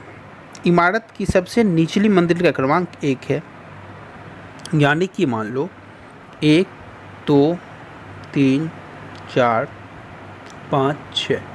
अब 6 हो गया। अब आपसे कह रहा है 6 मंजिल है, एक फ्लोर जो है वो सबसे नीचे का है। आगे अब हम लोग पढ़ना शुरू करेंगे। उसके ऊपर की मंजिल का क्रमांक 2 है, इसी तरह ऊपरी मंजिल का क्रमांक 6 है। ठीक है, उसके बाद कह रहा है कोई भी 2 मित्र समान मंजिल पर नहीं रहते हैं। बिल्कुल सही है। फिर आगे हम लोग पढ़ेंगे, कह रहा है विनय उस मंजिल के ठीक ऊपर वाली मंजिल पर रहता है जिसमें राजीव रहता है। यानी कि राजीव और विनय का हमें एक क्रम पता चल चुका है। क्या है? तो आप लोग कहोगे हमसे कह रहा है जो विनय उस मंजिल के ठीक ऊपर रहता है जिसमें राजीव रहता है, यानी कि राजीव से ठीक ऊपर हमारा विनय आएगा। ठीक है, हमें एक हिंट मिल चुका है, आगे पढ़ेंगे। मुकुल जो है वो मंजिल क्रमांक 4 पे रहता है। मुकुल जो है वो 4 पे रहता है, यहाँ पे हमने मुकुल को फिक्स कर दिया क्योंकि मुकुल नंबर 4 पे रहता है। उससे आगे हम लोग देखेंगे, आगे जो हमसे कह रहा है अमित जो है, अमित की मंजिल क्रमांक एक सम संख्या है। तो अमित की मंजिल क्रमांक यदि सम संख्या है तो देखो या तो वो 2 हो जाएगा या 6 हो जाएगा अमित का, ठीक है। चलिए उसके बाद यदि हम लोग मान लो यहाँ पे यदि आगे भी पढ़ लेते हैं एक लाइन, कुछ हिंट मिल जाए। कह रहा चेतन मंजिल क्रमांक 1 पर रहता है, तो देखो चेतन का भी उन्होंने फिक्स कर दिया, तो चेतन यहाँ पे हो गया आपका 1 पर। और फिर कह रहा है विनय मंजिल क्रमांक 6 पर नहीं रहता। अब यदि विनय 6 पर नहीं रहता तो विनय और कौन सा है, एक राजीव तो साथ में आएंगे। तो देखो यदि विनय यहाँ पे हमें मना कर रहा है तो फिर कहाँ जाएगा विनय, यदि विनय को हम लोग यहाँ रखते हैं तभी तो उससे ठीक नीचे राजीव रह पाएगा। तो ये हमारा क्रम बना। अब ऊपर के जो 2 स्थान खाली हैं वहाँ पे कौन आ सकता है, तो आप लोग कहोगे हमें एक हिंट गिवन था जो अमित जो है मंजिल क्रमांक सम पे रहता है। तो यहाँ पे अमित जो है वो 6 पर रहेगा, 5 पे रह नहीं सकता क्योंकि सम पे रह रहा है। तो हमारा अमित जो है वो 6 पे रह रहा है। तो बच कौन गया, तो आप लोग कहोगे बच गया हमारा केवल डेविड। तो डेविड हमारा 5 पे आ जाएगा। हमारा जो क्रम है वो बन के तैयार है। अब हमसे एग्जामिनर जो कुछ भी पूछ ले हम लोग उसका आंसर दे सकते हैं। देखो कह रहा है डेविड जो है किस मंजिल क्रमांक पे रहता है, तो डेविड का कौन सा है, आप लोग को डेविड यहाँ पे रह रहा है 5 पे रह रहा है। तो इसका सही जवाब 5 बनेगा। किस ऑप्शन में, ऑप्शन में 2 में है 5, तो यही इसका सही जवाब है। तो ये होता है बेस्ट अप्रोच। प्रश्न को देख के आपको घबराना नहीं है, जैसा भी प्रश्न में कहे आपको करते जाना है, आप लोग आंसर लेके आ जाओगे। हालांकि देखो एग्जाम में प्रेशर होता है समय का, इसलिए इतने लंबे प्रश्न को पढ़ने में छात्र क्या करते हैं, स्किप करना बेहतर समझते हैं और वो लोग आगे बढ़ जाते हैं। लेकिन जो भी हो आप लोग चाहो तो अपने स्पीड को फास्ट करके आंसर सेकेंडों में लेकर आ सकते हो। चलिए चलते हैं नेक्स्ट सवाल पर हम लोग। नेक्स्ट प्रश्न आप लोगों के सामने आपसे कह रहा है किसी निश्चित कूट भाषा में पेंट को उन्होंने 70 लिख डाला, पुलिस को 89 लिख डाला, तो क्लीन को हम लोग क्या लिखेंगे ये आपको बताना है। देखो आपसे जब भी इस तरह का प्रश्न पूछा जाए एग्जाम में, आप लोग सबसे पहले जो चेक करते हो वो लेटर को ऐड करके चेक करते हो। क्या करोगे, पी है, ए है, आई है, एन है, टी है, तो हम लोग उसके पोजीशन को ऐड करके देखते हैं। पी का पोजीशन 16, ए का 1, आई का 9, एन का 14 और टी का 20। तो यहाँ से हमने देखा जो 9 1 10 हो गया आपका, 10 और 16 26, 26 और 4 30, 10 40, 40 भी 60, तो हमारा यहाँ से 60 बन गया यहाँ पे। तो यहाँ पे क्या गिवन है हमें, 70 गिवन है, यानी कि उन्होंने +10 कर डाला। हम लोग एक और इसमें चेक कर लेते, इसमें भी पुट करके क्या यह लॉजिक काम कर रहा है। सभी लेटर को ऐड करके +10 किया जा रहा है, तो हम लोग यहाँ पे सॉल्व कर लेते हैं। देखो पी है, ओ है, एल है, आई है, एस है, एच है। पी का 16, ओ का 15, एल का 12, आई का 9, एस का 19 और एच का 8। देखो 19 और 8 सबसे पहले करो, 28, 28 और 8 36, 36 और 2 38, 10 48, 48 और 5 53, 10 63, 63 और 6 69, 69 10 79, तो 79 हमारा यहाँ से निकल के आया। तो यहाँ पे क्या लिखा है इन्होंने 89 लिखा है, यानी कि इसमें भी +10 किया। तो हम लोग यहाँ से फाइंड कर चुके हैं कि इसका लॉजिक क्या है। आप लोग को इसका लॉजिक जो है सभी नंबर को, सभी लेटर के पोजीशन को ऐड करके इन्होंने +10 कर दिया और आंसर लिख दिया। तो देखो सबको ऐड करो कितना हो जाएगा, सी का पोजीशन 3, एल का 12, ई का 5, ए का 1, एन का 14, तो 14 1 15 5 20, 20 और 12 32, 32 और 3 35, 35 + 10 करेंगे 45 आंसर आ जाएगा। किस ऑप्शन में, ऑप्शन 4 में है, तो यही हमारा इसका आंसर है 45। चलिए चलते हैं नेक्स्ट सवाल पे।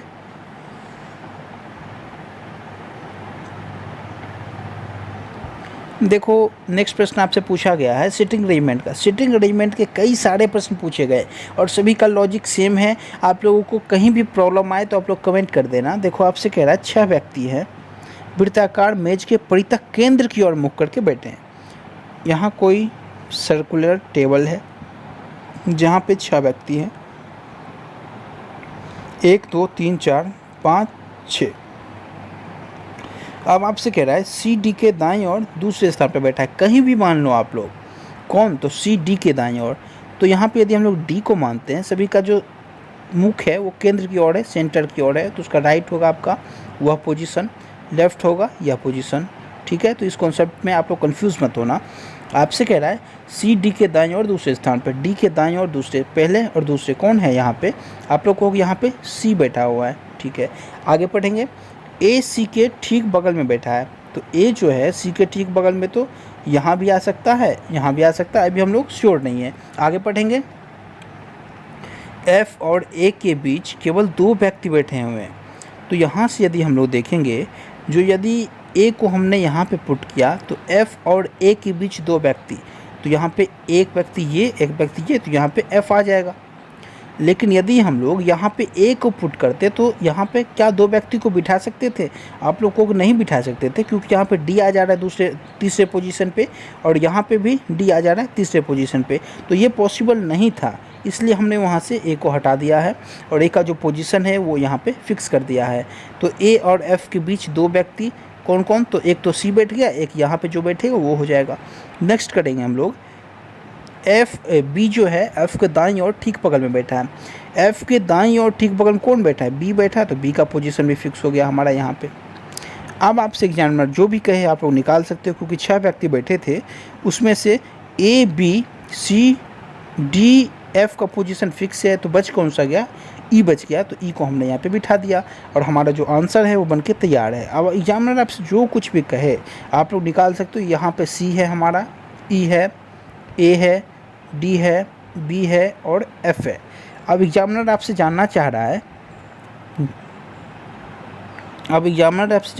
जो ई के, यहाँ पे देखो ई के बाईं ओर तीसरे स्थान पे कौन बैठा है, देखो ई के बाईं ओर ई ए हो गया आपका, इसके बाईं ओर तो यहाँ पे हम लोग काउंट करेंगे तीसरे स्थान पे, पहला सी है, दूसरा ए है, तीसरा डी है, तो उसका आंसर डी होना चाहिए। किस ऑप्शन में है, आप लोगों को ऑप्शन नंबर फर्स्ट में है डी, तो यही इसका सही जवाब है।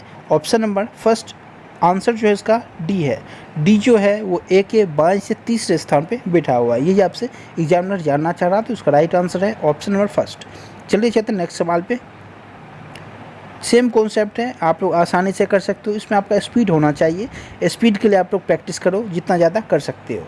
देखो नेक्स्ट है, आपसे कह रहा है निश्चित कूट भाषा में मैडन को उन्होंने ADEIMN लिख दिया, सिल्वर को उसी तरीके से लिखा, तो मैग्नेट को क्या लिखेंगे? आप लोग यदि ध्यान से देखोगे तो इसी मैडन के लेटर को पलट के ये लोग लिख रहे हैं। यहाँ पे देखोगे तो यहाँ भी सिल्वर को पलट के लिख रहे हैं, तो लेटर को किसी न किसी रूप में ये अदल बदल के लिख रहे हैं। तो आप लोग ध्यान से देखना, MAIDEN इसे क्या लिख रहे हैं, ए लिख रहे हैं DEIMN।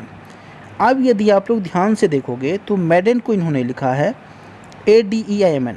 यदि हम लोग यहाँ देखें तो लेटर के बढ़ते हुए क्रम में इन्होंने इसे सजा दिया है, यानी कि सबसे स्मॉल लेटर, यानी कि अल्फ़ाबेट लेटर के अकॉर्डिंग इन्होंने सेट कर दिया है। तो क्या किया इन्होंने, इसमें ए है तो इन्होंने ए को सबसे पहले, ए के बाद क्या आ सकता है, डी आ सकता है, तो इन्होंने डी लिखा। उसके बाद ई, तो अल्फ़ाबेट क्रम में इन्होंने सजा दिया है लेटर को। और सेकेंड देखोगे तो उसमें भी उन्होंने सेम किया है, EILRSV। तो हम लोग भी क्या करेंगे, मैग्नेट में क्या करेंगे, इसको अल्फ़ाबेटिकली सजा देंगे। तो सबसे छोटा लेटर कौन सा, आप लोग को ए है, ए के बाद कौन सा आएगा, तो ई आएगा, हमारा ई आएगा। तो AE करके कौन सा ऑप्शन है, आप लोग को AE करके केवल ऑप्शन फर्स्ट है, तो हम लोग यहीं तक सॉल्व करके आंसर टिक कर देंगे, हमें कंप्लीट सॉल्व नहीं करना है। चलिए आशा करता हूँ समझ पा रहे होंगे। नेक्स्ट पे चलते हम लोग। नेक्स्ट प्रश्न आप लोगों के सामने, यह भी सीटिंग अरेंजमेंट का प्रश्न है, आप लोगों को ध्यान से समझना है। आपसे कह रहा है एक कार्यालय में 4 सहकर्मी हैं, लुइस है, एलेक्स है, फिलिप है और सीडी है। एक वर्गाकार मेज के चारों ओर बैठे हुए हैं। तो सबसे पहले एक वर्गाकार मेज आप लोग यहाँ पे ड्रॉ कर लो। देखो ये वर्गाकार मेज है, इसमें क्या कह रहा है आपसे, चारों ओर बैठे हुए हैं ये चारों लोग, ऊपर के जो चारों लोग हैं उनमें से प्रत्येक मेज के केंद्र की ओर मुख करके बैठा हुआ है। मान लो यहाँ पे 4 लोग हैं, तो यहाँ पे कहाँ बैठेंगे, कॉर्नर पे हमने बिठा दिया, 1 2 3 4, ठीक है। तो चारों लोग हैं जो कि कॉर्नर पे बैठे हुए हैं। यहाँ पे आपसे कह रहा है उनमें से प्रत्येक केंद्र की ओर मुख करके बैठा हुआ है, सभी का फेस केंद्र की ओर है, ठीक है। उसके बाद आगे आपसे कह रहा है लुइस एलेक्स के दाईं ओर ठीक बगल में बैठा है। तो यहाँ पे यदि हम लोग लुइस को बिठाएंगे तो लुइस कहाँ है, एलेक्स के दाईं ओर ठीक बगल में है, तो यहाँ पे एलेक्स हो गया आपका, इसके दाईं ओर ठीक बगल में लुइस है, तो ए एलेक्स और लुइस का पोजीशन यहाँ से फिक्स है। आगे पढ़ेंगे, फिलिप जो है वो सीढ़ी के बाईं ओर ठीक बगल में है। फिलिप सीढ़ी के बाईं ओर, यदि यहाँ पे सीढ़ी है तो फिलिप इसके बाईं ओर है, यानी कि यहाँ पे फिलिप है। अब आपसे क्या कह रहा है आगे, निम्नलिखित में कौन सा युग्म एक दूसरे के विकर्णता सामने बैठा है। तो विकर्णता सामने कौन कौन सा बैठा हुआ, तो आप लोग कहोगे या तो सीढ़ी है और फिर सीढ़ी के साथ कौन बैठा है, तो लुइस बैठा हुआ है। और यहाँ पे एलेक्स के साथ कौन बैठा हुआ है, तो आप लोग कहोगे एलेक्स के साथ आपका बैठा हुआ है कौन है, फिलिप बैठा हुआ है। तो वही आपसे पूछ रहा है। तो देखो ऑप्शन नंबर फर्स्ट में कह रहा है आपसे विकर्णता जो बैठे हैं लुइस और फिलिप बैठे हुए हैं। लुइस ये है आपका, फिलिप ये है आपका। क्या ये विकर्णता बैठे हुए हैं? विकर्णता यानी कि आमने सामने डायगोनली, तो क्या बैठे हुए हैं? आप लोगों को नहीं बैठे हुए हैं, नहीं बैठे हुए, तो हमारा ऑप्शन गलत हो गया। सेकंड देखो, फिलिप और एलेक्स, ये आपका हो गया फिलिप, ये हो गया आपका एलेक्स, दोनों विकर्णता हैं, बिल्कुल हैं। वही आपसे कह रहा है ऑप्शन 2 में फिलिप और एलेक्स क्या विकर्णता बैठे हैं, बिल्कुल बैठे हुए। तो यही आपका सही जवाब है, सही ऑप्शन है। ऑप्शन नंबर 2 इस प्रश्न का राइट आंसर है। उम्मीद करता हूँ आप लोग समझ पा रहे हो, काफ़ी आसान है। आप लोग करते जैसे जैसे करते जाओगे वैसे वैसे आप लोग सॉल्व करते जाओगे। देखो यदि जिन भी छात्रों को कोई परेशानी हो तो आप लोग कॉन्सेप्ट के लिए, प्रैक्टिस के लिए निश्चित रूप से लेवल 6, लेवल 4 के प्रश्नों को मैंने जो आपसे सॉल्व कराया है उसे एक बार कर लेना। चलिए चलते नेक्स्ट सवाल पे। देखो आपसे यह भी एक प्रश्न पूछा गया था, आपसे कह रहा है OSULQT, उसके बाद नेक्स्ट है आपका IKLFIK। तो नेक्स्ट क्या आएगा ये आपको बताना है।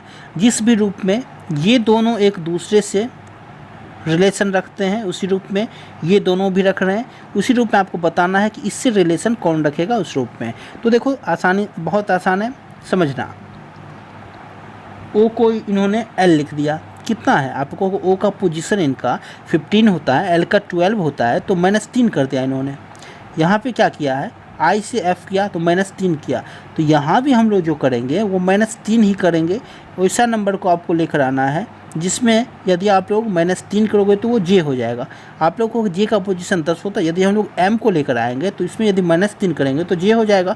यानी कि यहाँ पे जो आएगा हमारा पहला लेटर वो एम आएगा। सेकेंड लेटर के लिए हम लोग फाइट करेंगे। देखो सेकेंड लेटर है आपका एस से क्यू हो रहा है, एस का पोजीशन क्या है 19 से, क्यू का 17 है, तो -2 हो रहा है आपका। इसमें चेक कर लेते, के से आई हो रहा है तो क्या हो रहा है -2 हो रहा है, तो यहाँ भी आपका -2 हो जाएगा।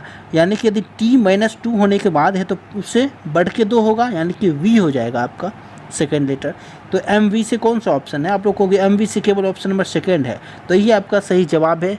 ऑप्शन नंबर 2 इस प्रश्न का सही जवाब है। चलिए चलते हैं नेक्स्ट प्रश्न में। आप लोगों को कंप्लीट सॉल्व नहीं करना है, आप लोगों को एक नज़र ऑप्शन पे भी रखना है, जैसे जैसे सॉल्व करते जाओ ऑप्शन से एलिमिनेट करके आंसर टिक कर देना। चलिए चलते हैं नेक्स्ट सवाल पे। क्योंकि यदि आप मुझसे पढ़ रहे हो तो कुछ यूनिक सीख के जाओ, क्योंकि नॉर्मल यदि मैं आपको सॉल्व कराने लग जाऊं स्टूडेंट पे क्या बीतती है एग्जामिनेशन हॉल में, यदि मैं आपसे वो शेयर ना करूं, तरीका क्या होता है बेस्ट अप्रोच वो शेयर ना करूं, तो कोई बेनिफिट नहीं रह जाएगा। क्योंकि आप लोगों को कई सारे लोग रीजनिंग के का सॉल्यूशन जो है वो प्रोवाइड करा रहे होंगे यूट्यूब पे, तो आप लोग वहाँ भी कर सकते हो। लेकिन यदि आप मुझसे कर रहे हो तो आपको निश्चित रूप से कुछ ना कुछ फ़ायदा मिलना चाहिए। चलिए चलते हैं नेक्स्ट सवाल पे। ये सभी जीके के सवाल हैं। देखो आपसे यह एक प्रश्न पूछा गया था, यह जो प्रश्न होता है ये अपने आप में खतरनाक माना जाता है, क्योंकि इस प्रश्न में श्योरिटी नहीं होती कि हमारा जो सही है या गलत है क्या है। तो देखो यहाँ पे आपसे कह रहा है कथन में हाल ही में कंपनी एक्स द्वारा बेचे जाने वाले एक विशिष्ट उत्पाद की बिक्री में गिरावट आई है जो कंपनी के लिए काफ़ी चिंताजनक है। तो कार्यवाही जो है वो क्या है, समझना आप लोग ध्यान से। जब भी आपसे इस तरह से कथन और निष्कर्ष वाला प्रश्न पूछा जाए तो आप लोग क्या करोगे, आप लोगों को केवल एक लॉजिक ध्यान रखना है, कथन से यदि डायरेक्टली रिलेटेड होगा हमारा निष्कर्ष तो ही हम उसको सही मानेंगे। यदि किसी ना किसी रूप में डिफरेंट हो जो कि हमें कथन में नहीं गिवन हो और उसका जिक्र यदि वो लोग कार्यवाहियाँ में या फिर निष्कर्ष में कर रहे हो तो उसे हम लोग गलत मानेंगे। ठीक है, जितनी जानकारी दी गई है हम लोग उसी पे भरोसा करके चलेंगे। यहाँ आपसे कह रहा था जो एक्स जो है उसके विशिष्ट उत्पादन में बिक्री में गिरावट आ गई है जो कि कंपनी के लिए चिंताजनक है, तब उसे क्या करना चाहिए। तो देखो कह रहा है आपसे कंपनी को बाजार में मौजूद अन्य प्रतिस्पर्धा उत्पादों का समुचित अध्ययन करना चाहिए सेकेंड है वांछनीय गुणवत्ता बनाए रखने हेतु उत्पाद के मूल्य को कम किया जाना चाहिए। तो देखो, यदि किसी कंपनी के उत्पाद के बिक्री में गिरावट आ रही है, यदि बिक्री में गिरावट आ जाएगी तो कंपनी जो है फिर नुकसान में जाएगी। अब उसे फिर ये देखना पड़ जाएगा कि मार्केट में जो है वो क्या चल रहा है, कंपटीशन जो है वो कहाँ पे है, तो उसका तो अध्ययन उसे करना ही करना चाहिए। फर्स्ट तो बिल्कुल सही है, तभी तो मार्केट में बना रह पाएगा। यदि कंपटीशन की दुनिया में आपको बने रहना है तो आप लोग क्या करोगे, चेक करोगे कट ऑफ क्या जा रहा है, लोग कितना स्कोर कर रहे हैं, हमें खुद में क्या सुधार करनी चाहिए। तो फर्स्ट जो है बिल्कुल सही है। सेकंड देखो, वांछनीय गुणवत्ता बनाए रखने हेतु उत्पादन के मूल्य को कम किया जाना चाहिए।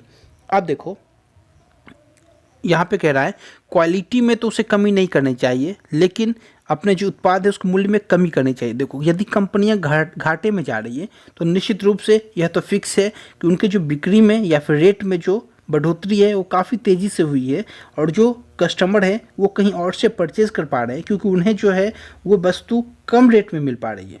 तो इन लोगों को अपने बिक्री में तो निश्चित रूप से गिरावट करनी चाहिए, लेकिन क्वांटिटी और क्वालिटी को इन लोगों को इक्वल रखना होगा, तभी ये लोग कंपटीशन में बने रह सकते हैं। तो इन लोगों को दोनों स्टेप लेना होगा। तो वही आपसे कह रहा था कि यह जो पॉइंट है, क्या यह दोनों पॉइंट सही है, क्या एक सही है, क्या दो सही है, कंपनियों को क्या करनी चाहिए। तो देखो, कंपनी जो है वो क्या करेगी, फर्स्ट वाला भी काम करना है उन्हें और सेकंड वाला भी। तो कौन सा ऑप्शन सही है, आप लोग को ऑप्शन नंबर 2 जो है फर्स्ट और सेकंड दोनों संभावित कार्रवाइयाँ हो सकती है।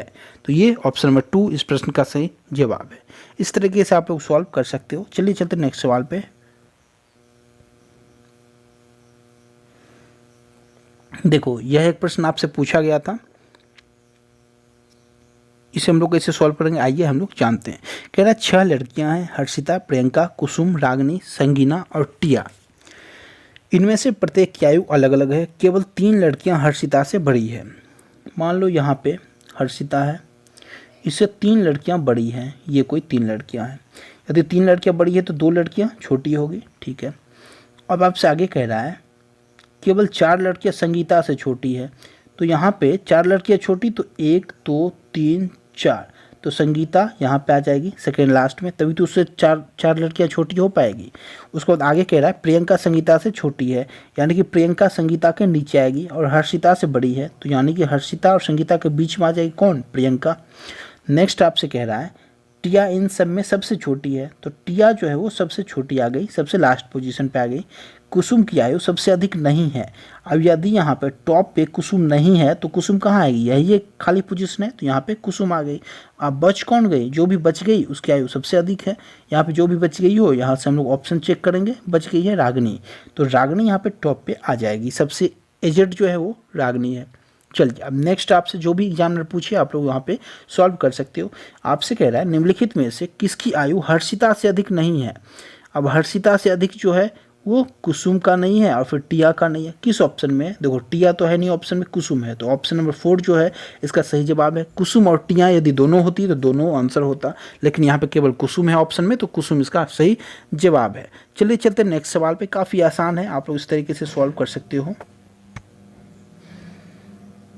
नेक्स्ट जो प्रश्न है वो आपसे कह रहा है जो KSQ को उन्होंने क्या लिखा है, तो OWU लिखा है, FIJ को JML लिखा है, तो TPV को क्या लिखेंगे।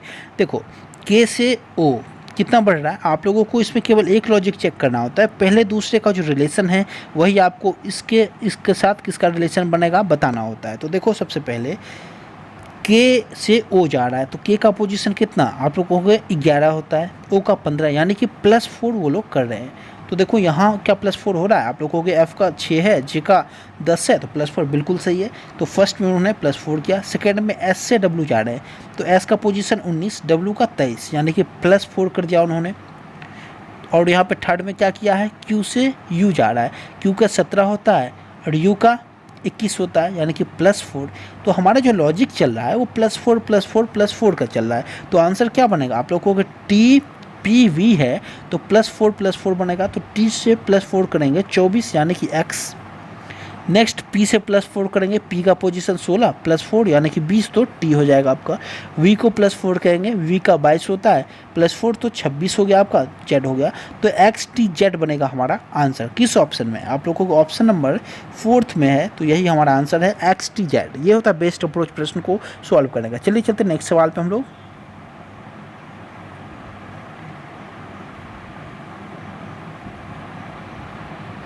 देखो आपसे यह एक प्रश्न पूछा गया था, इनइक्वालिटी का प्रश्न काफ़ी आसान है, आप लोग ध्यान से समझना।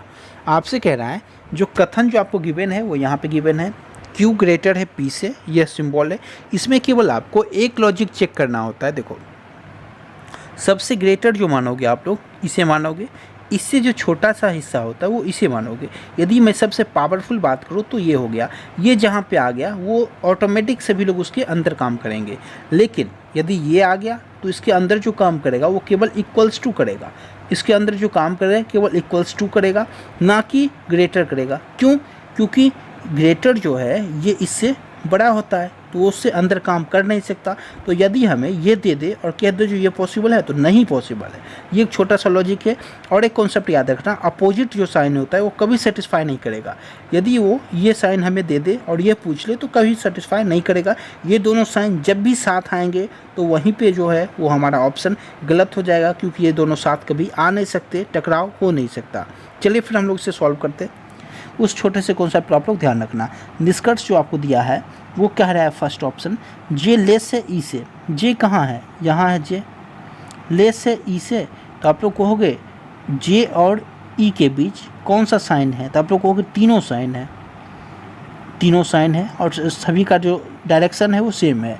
अब डायरेक्शन यदि सेम है, तीनों साइन है, और वो आपसे यदि ग्रेटर कह रहा है कि ये चीज़ गिवन है, तो ऑलरेडी ये दोनों उसके अंदर आ जाएंगे। तो ये हमारा जो ऑप्शन है बिल्कुल सेटिस्फाई कर जाएगा। यदि यहाँ पे ये लोग लेस इक्वल्स टू दे देते और हमसे ग्रेटर पूछते तो गलत हो जाता। लेकिन यहाँ पे जो है ये लोग ग्रेटर दे दी, यानी कि सबसे सीनियर को ये लोग दे चुके, तो ऑटोमेटिक इनके अंदर ये लोग समा जाएंगे। नेक्स्ट जो है आप लोगों के सामने Q greater to the M। अब Q कहाँ है? आप लोग कहोगे Q यहाँ है, ये ग्रेटर है M से, M यहाँ है। इन दोनों के बीच कौन सा साइन है? आप लोग कहोगे साइन का जो डायरेक्शन है वो सेम है।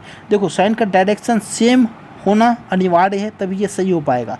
कभी भी डायरेक्शन यदि अपोजिट मान लो इस तरीके से दे दे तो वहीं वो गलत हो जाता है।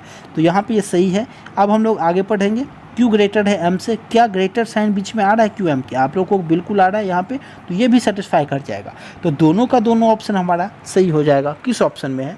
तो आप लोग कहोगे ऑप्शन नंबर 4 जो है, दोनों निष्कर्ष पालन करते हैं, ये हमारा सही जवाब है। इस तरीके से आप लोग प्रश्न को आसानी से सॉल्व कर सकते हो। नेक्स्ट प्रश्न आप लोगों के सामने, देखो आपसे कह रहा है एक निश्चित कूट भाषा में। देखो आप लोग भूल कर भी कभी प्रश्न को मत पढ़ना। जब भी आपसे इस तरह से प्रश्न पूछे, प्रश्न को नहीं पढ़ना, आप लोग सीधे यहाँ पे आओ, आपसे पूछ क्या रहा है। आप लोग कहोगे हमसे जो पूछ रहा है वो न्यू टुमारो का कोड पूछ रहा है। तो देखो न्यू को हम लोग सबसे पहले ढूंढेंगे, न्यू कहाँ यूज़ हुआ है। आप लोग कहोगे न्यूज़ फर्स्ट में नहीं हुआ है न्यू यूज, सेकंड में हुआ है, हाँ हुआ है, थर्ड में हुआ है, नहीं हुआ है। यानी कि न्यू का जो कोड होगा वो इसी 3 में से एक होगा, और ऐसा कोड होगा जो ना तो ऊपर यूज हुआ हो ना ही नीचे यूज हुआ। तो कौन सा कोड है? आप लोग कहोगे टी जो है वो हो नहीं सकता, क्योंकि टी यहाँ पे यूज हुआ है। उसके बाद नेक्स्ट ए बी यहाँ पे यूज हुआ है, तो ए बी हमारा हो नहीं सकता। बच क्या गया? आप लोगों को बच गया यूवी। तो न्यू का जो कोड आया हमारा यहाँ से वो यूवी यहाँ पे न्यू का कोड आया। अब आपसे टुमारो को चेक करना है, तो टुमारो को कैसे चेक करोगे? देखो टुमारो फर्स्ट में नहीं है, सेकंड में नहीं है, टुमारो यहाँ पे यूज हुआ है, यानी कि उस कोड को आपको ढूंढना है जो कि केवल तीसरे वाले में यूज हुआ है। तो देखो आप लोग LIMO में आप लोग ध्यान से देखोगे तो LI जो है यहाँ पे यूज हो चुका है, तो LI होने से रहा, बच क्या गया? केवल MO बच गया। तो हमारा जो आंसर बनेगा वो UV के साथ MO बनेगा। किस ऑप्शन में? आप लोग को ऑप्शन नंबर फर्स्ट में है, तो ये हमारा आंसर बनेगा। ये होता है बेस्ट अप्रोच प्रश्न को सॉल्व करने का। चलिए हम लोग चलते हैं नेक्स्ट सवाल पर। उम्मीद करता हूँ आप लोग समझ पा रहे होंगे, तो वीडियो को लाइक करके शेयर करना। तो आज की इस वीडियो में यहीं तक, क्योंकि आगे अब जितने भी प्रश्न हैं आप लोगों के सामने वह मैथमेटिक्स के प्रश्न आपको आने वाले हैं और आप लोगों के लिए जीके के प्रश्न आने वाले हैं। तो रीजनिंग के प्रश्न यहीं तक थे। यदि एक भी प्रश्न स्किप हो गए हो गलती से भी, भूल कर भी, तो आप लोग उसे कमेंट कर सकते हो। बाकी मैंने सभी रीजनिंग के सवालों को यहाँ पे सॉल्व करा दिया अनोखे तरीके से। मैं कोशिश कर रहा था कि सभी प्रश्नों को बहुत अच्छे तरीके से करा सकूँ, तो वही मैंने यहाँ पे किया है। यदि आपको वीडियो पसंद आया हो तो लाइक करके शेयर करना और कमेंट के माध्यम से आप लोग मुझे बता सकते हो कि वीडियो आपको कैसा लग रहा है। फिर चलिए आपसे मतलब नेक्स्ट वीडियो में, इस वीडियो में यहीं तक। Thank you so much.